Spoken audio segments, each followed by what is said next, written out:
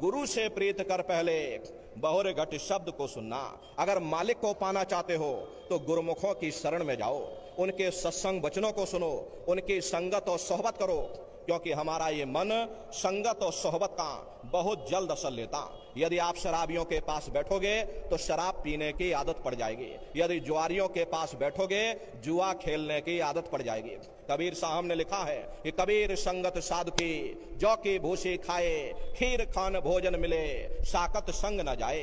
अगर मालिक के भक्तों और प्यारों की संगत में जाकर के हमें सूखे टुकड़े खाने को मिल जाएं, तो वे मनमुखों की संगत में जाकर के खीर हलवा स्वादिष्ट भोजन से कई लाख दर्जे अच्छे हैं। इसीलिए महात्मा कहते हैं भाई अगर तुम मालिक को पाना चाहते हो तो गुरुमुखों की संगत करो, उनकी सोहबत करो। लेकिन हम जीवों का दुर्भाग्य है कि हम दुनिया के जीव गुरुमुखों की संगत नहीं करते, और यदि करते भी हैं तो मन में लोक लाज का भय पैदा हो जाता।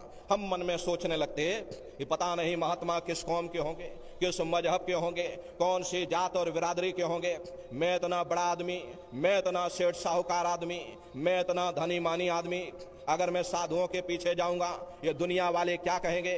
प्रेमी भाई बहनों, हुजूर राय साहब शालिग्राम जी महाराज आपका कोई मामूली ओहदा नहीं था। आप उन दिनों में उत्तर प्रदेश के पोस्ट मास्टर जनरल हुआ करते थे। पोस्ट मास्टर जनरल का ओहदा अपने आप में बड़ा रुतबेदार ओहदा हुआ करता था, लेकिन आप अपने गुरु की सेवा में इस कदर से लीन थे कि आप आगरा में ही गुरु महाराज के घर से 2.5 किलोमीटर दूर यमुना नदी से पानी की गगरी भर करके अपने गुरु जी के स्नान के लिए लाया करते थे।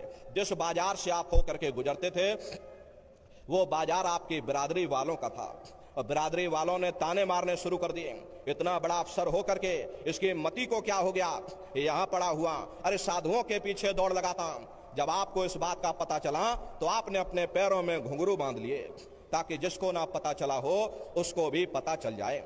इसको कहते हैं सच्चा प्रेम। और जिसके हृदय में प्रेम का चिराग जल जाता वे दुनिया के तानों बानों का लोक लाज की परवाह नहीं करते।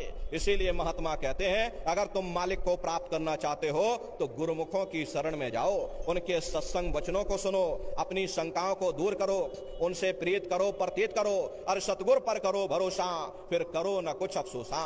बगैर भरोसे और विश्वास के एक कदम चलना भी मुश्किल पड़ जाता। अरे प्रेमी भाई बहनों, भरोसे और विश्वास पर ही ये जीवन की नैया चलती है। देखो आपका प्रेमी भाई बहनों, आप ट्रेन से सफर करके आए या आप बस से सफर करके आए, लेकिन एक अजनबी ड्राइवर पर आपने भरोसा किया कि भाई हमको सुरक्षित वहां पहुंचा देगा।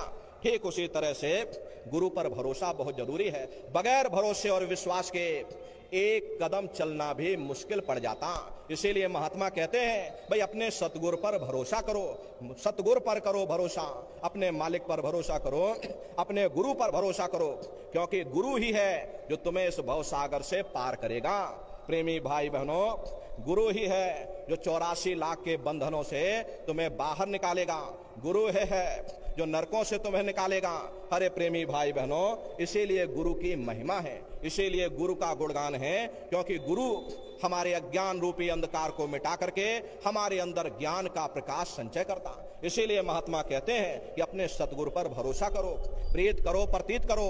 प्रीत ऐसी होनी चाहिए जैसे माता को अपने पुत्र से होता। माता को जस पुत्र प्यारा, और कामी को कामिन जान, मछली को जस नीर धारा, चात्रिक को जस स्वाति समान। ऐसा गुरु प्यारा जब होगा तब कुछ आगे राह चलान। जैसे माता को अपने पुत्र से प्रेम होता, मछली को नीर से होता, पतंगे को दीपक से होता।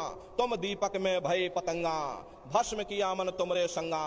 तुम सूरज में किरनी आई, तुमसे निकसी तुम ही समाई। पतंगा ये नहीं देखता ये दीपक राजा के घर जल रहा या कंगाल के घर जल रहा।